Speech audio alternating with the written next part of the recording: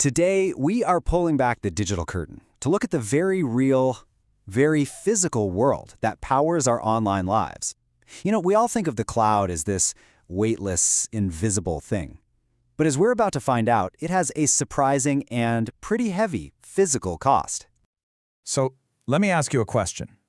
It sounds like a riddle, right? What does AI drink? We think of AI, the cloud, it's all just abstract code floating around in cyberspace. But the truth is, our data has a thirst, and it is a big one. Take a good look at that number. 1.13 million liters. I mean, that's just a massive amount of water. But what does a number that big even represent? Well, that is how much water a single medium-sized data center drinks every single day. Now, to put that into perspective for you, that's about the same amount of water that 5,000 people use daily. And right there, that's the moment the whole idea of a clean, invisible cloud just kind of shatters, doesn't it? Our digital world has a very real and very, very thirsty footprint. So that brings us right to the heart of what we're talking about today, the cloud's thirsty secret.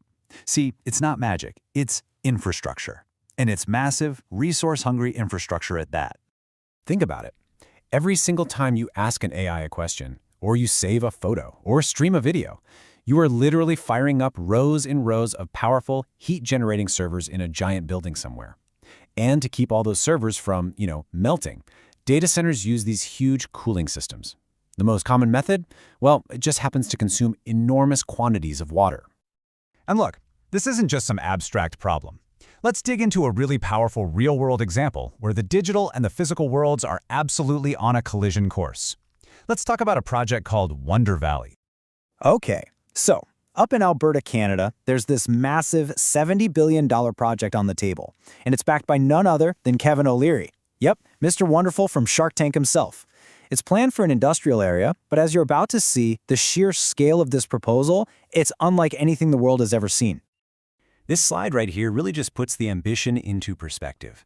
The current largest data center on the entire planet. It covers about 245 acres.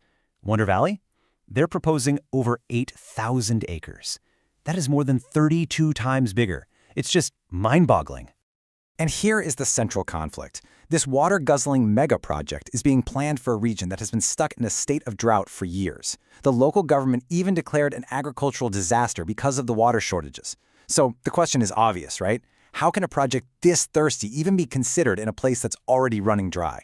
And the conflict, well, it gets a lot deeper when we bring in the human dimension.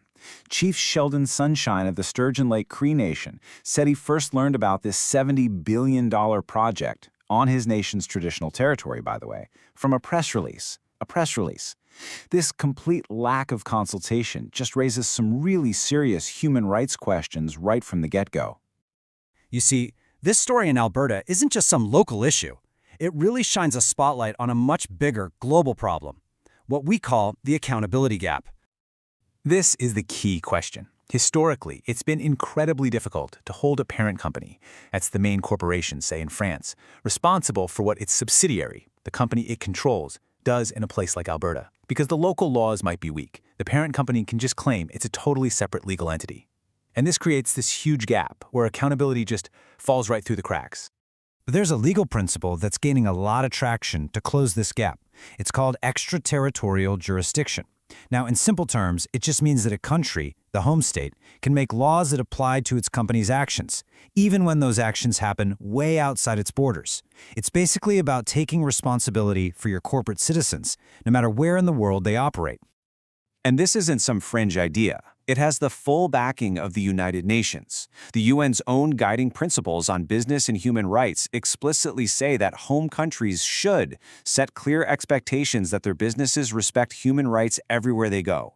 It's all about creating a consistent global standard of conduct. Okay, so the UN provides the ethical framework, but how does this actually translate into real enforceable law? Well, a bunch of countries are now turning this very principle into hard law, creating brand new ways to police what their corporations are doing abroad. And I mean, this is a rapidly growing movement. It really kicked off with France's landmark duty of vigilance law back in 2017. Then Germany and Norway jumped on board in 2021. And now, in 2024, the entire European Union has a directive. What this all means is that major economies are now requiring their big companies to actively find and prevent human rights and environmental risks across their entire global supply chain. This is a total game changer. And believe me, these laws have teeth.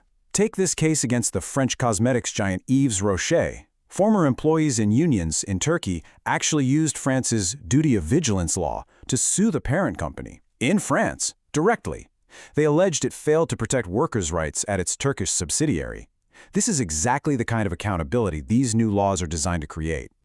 So, let's bring all of this back home. Back to our phones, our laptops, and all the hidden costs behind the convenience of our digital lives.